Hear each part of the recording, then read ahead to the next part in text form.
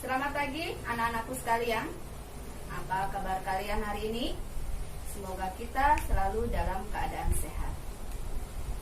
Baik, bertemu kembali dengan saya Siti Hadijah dalam pelajaran Bahasa Indonesia. Hari ini, ayo kita belajar bersama tentang sebuah materi baru, yaitu tentang teks prosedur. Sebelum kita masuk ke dalam materinya, coba kalian simak terlebih dahulu tujuan pembelajaran apa saja yang akan kita capai ketika kalian sudah mempelajari materi ini. Yang pertama, dengan mempelajari teks prosedur, kalian diharapkan mampu memahami informasi apa saja yang terdapat di dalam teks prosedur tersebut. Dan kalian diharapkan juga mampu memahami struktur, kemudian kaidah-kaidah kebahasaan apa saja yang ada di dalam teks prosedur, dan nantinya kalian diharapkan mampu untuk membuat atau menulis sebuah teks prosedur dengan baik. Anak-anakku sekalian, dari teks prosedur yang nanti akan kita pelajari, apa saja yang akan kita bahas bersama? Yang pertama adalah isinya, dari pengertiannya, kemudian contoh paragraf dari teks prosedur itu seperti apa, ciri-cirinya, ya. Kemudian kita juga akan mempelajari tentang strukturnya, agar kalian dapat membedakan struktur teks prosedur dengan struktur teks-teks yang lain. Begitupun kita akan mempelajari kaidah-kaidah kebahasaan apa saja yang terdapat di dalam teks prosedur tersebut. Baik, apakah kalian sudah siap? Kalau kita mendengar kata prosedur, mungkin tanpa kita sadari, kata tersebut seringkali kita menemuinya dalam aktivitas atau kegiatan kita sehari-hari. Apa sih prosedur itu? Apakah ada kata-kata lain yang maknanya sama dengan kata prosedur? Ya, banyak sekali kata-kata yang mempunyai makna yang sama dengan kata prosedur tersebut. Seperti apa saja? Kiat, tips, petunjuk, resep, cara jitu. Nah, kata-kata tersebut sebenarnya sama, mempunyai makna yang sama dengan kata prosedur. Nah, setelah kalian mengetahui ada kata-kata lain yang mempunyai makna sama dengan kata prosedur, jadi pengertian dari prosedur itu sendiri kira-kira apa ya? Ya, prosedur adalah sebuah teks yang berisi tentang langkah-langkah atau tahapan-tahapan untuk kita melakukan sesuatu. Baik itu melakukan sesuatu kegiatan atau membuat sesuatu dengan secara berurutan. Nah, kira-kira kalau kita menulis sebuah teks prosedur atau membaca sebuah prosedur, apa fungsinya? Ada yang tahu?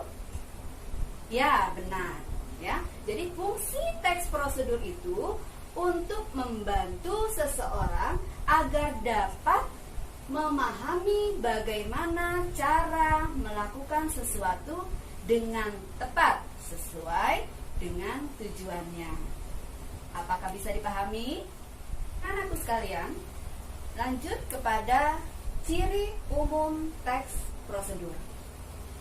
Apakah ciri-ciri umum yang akan kita bahas ini ada perbedaannya dengan ciri-ciri umum teks lain yang pernah kalian pelajari di kelas 10? Baik, coba simak dengan baik ya. Ciri umum dari teks prosedur yang pertama adalah rinci. Rinci di sini maksudnya bahasa yang digunakan di dalam teks prosedur harus ditulis secara rinci atau detail agar tidak membuat kebingungan terhadap si pembacanya.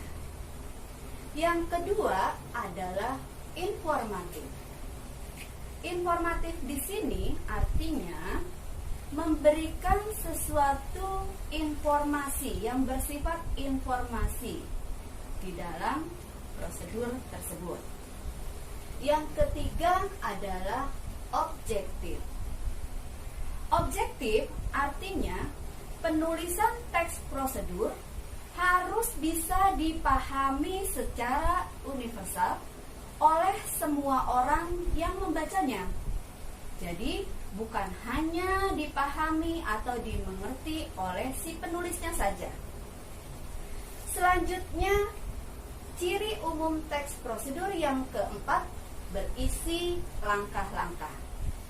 Maksudnya, teks prosedur harus berisi langkah-langkah atau tahapan-tahapan yang berkelanjutan sampai tujuan dari prosedur tersebut dicapai. Yang terakhir adalah akurat. Akurat artinya hal-hal yang berkaitan di dalam prosedur tersebut harus ditulis secara tepat. Misalkan penggunaan alatnya, pengukurannya, atau jumlah benda atau jumlah bahan yang digunakan itu harus ditulis secara tepat. Nah, anak-anakku sekalian, kalau kalian sudah memahami dari ciri umum teks prosedur ini, apakah bisa membedakan ciri umum teks prosedur dengan teks-teks yang lain yang pernah kalian pelajari? Anak-anakku sekalian, masih semangat ya? Baik, sekarang kita masuk untuk mempelajari struktur dari teks prosedur. Apa saja yang termasuk di dalam struktur teks prosedur? Ya, struktur teks prosedur terbagi menjadi 3. Yang pertama yaitu tujuan. Yang dimaksud dengan bagian tujuan ini adalah hasil yang akan dicapai atau maksud yang akan dicapai dari seseorang ketika mengikuti prosedur tersebut. Selanjutnya, bagian yang kedua berisi langkah-langkah atau petunjuknya. Nah, di dalam bagian struktur ini berisi tahapan-tahapan apa saja yang harus diikuti oleh seseorang ketika melakukan sesuatu yang membutuhkan prosedur dengan baik. Selanjutnya, penegasan ulang atau penutupnya. Sebenarnya bagian struktur yang ketiga ini di dalam sebuah teks prosedur itu boleh ada, boleh juga tidak ada. Jika di dalam teks prosedur tersebut ada bagian penegasan ulang atau penutupnya, berarti teks prosedur tersebut dikatakan sebagai teks prosedur kompleks. Nah, bagian penegasan ulang ini sebenarnya hanya mengulang atau menegaskan ulang tentang tujuan yang akan dicapai ketika seseorang membaca sebuah teks prosedur atau sebagai penutupnya. Apakah bisa dipahami?